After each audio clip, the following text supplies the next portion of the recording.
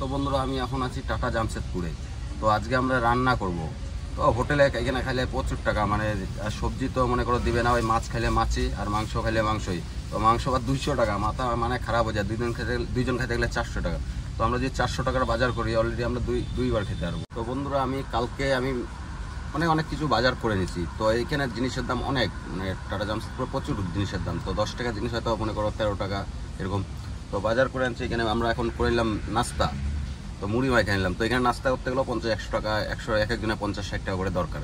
তো এই জন্য একটু মুড়ি চানাচুর এগুলো তেল নিয়ে এসে বানাচ্ছি। দেখো আমাদের পেঁয়াজ, এই যে মশলা। তো এখন খালি আমাদের যেটা বাজার করতে লাগে ওটাই বাজার করব। আমরা অলরেডি হাইটে যাচ্ছি বাজার করতে। তো মোটামুটি এখান থেকে 1 কিলোমিটারের মতো হবে।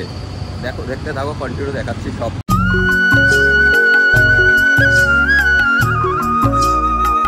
ফাইনালি আমি চিকেন নিতে এসে গেলাম চিকেনের দোকানে।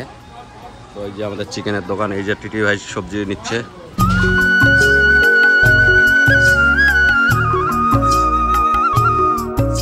বন্ধুরা ফাইনালি আমি বাজার করে চলে আসলাম। তো আমি কোম্পানির থেকে গাড়িও বের করে নিলাম। তো কোম্পানির ভিতরে অ্যাকচুয়ালি আমাদের রান্না করা এলাও নয়, ক্যামেরাও এলাও নাই।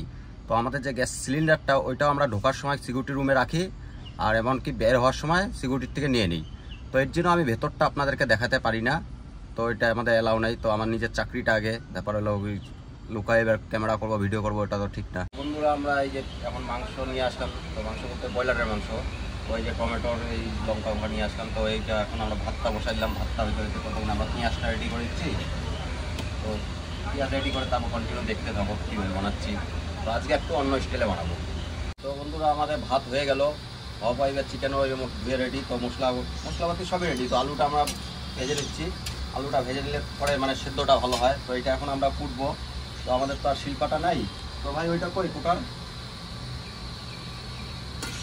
ফাইনালি দিয়ে দিলাম। দিয়ে এখন মানে ওইটা পুরো লাল লাল করে ভেজে নিয়ে তারপর আমি চিকেনটা এটার মধ্যে দিয়ে দেবো। তো ব্যাপার হলো এতগুলা চিকেন লোক বলবে এরা দুজন কী করে এতগুলো চিকেন, ওটা ব্যাপার না। ব্যাপার হলো আমাদের এখানে যে অফিসে একজন স্যার আছে, তো আমরা আসলে বলে ভাই রান্না করো, তোমাদের হাতের রান্নাটা ভালো লাগে, ওর জন্যই এতগুলো চিকেন। তো এখন চিকেনটা আমি দিয়ে দিচ্ছি। তো অনেকেই বাড়ি গেলে কমেন্ট করে ভাই আমাকে চিকেন খাওয়াটা দেখাবি, চিকেন বানানোটা দেখাবি। চিকেন বানানোটা যেহেতু তো একটা আজকে ভালো মতো বানাচ্ছি। তো আজকে একটু স্টাইলটা অন্যরকম হবে।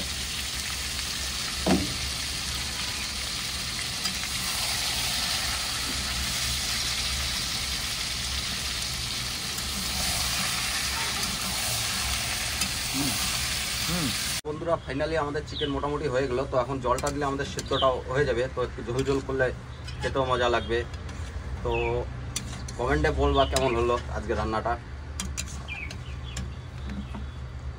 ভাই একটু সামনে দেখা দে। তো বন্ধুরা আমাদের ফাইনালি চিকেন কমপ্লিট হয়ে গেল। তো এই ধনিয়াটা দিয়ে আমাদের নামাই দেবো, তারপর খাওয়া শুরু করব। তো বন্ধুরা আমাদের ভাত মাংস রেডি। তো এই যে ভাই ভাত মাংস বাইরে দিল। তো আমাদের এই ভাত অবশ্য দেখো আরও এটা আছে। তো আমাদের রাতও হয়ে যাবে। তো বন্ধুরা আমাদের ভাত মাংস রেডি। তো এখন আমরা খাইতে বসবো। তো খেয়ে দিয়ে তারপর আপনাদের সঙ্গে আবার নেক্সট ব্লগে দেখা হচ্ছে। কেমন হয়েছে কমেন্টে বলবেন অবশ্যই। কেমন হয়েছে রান্নাটা? হেভি।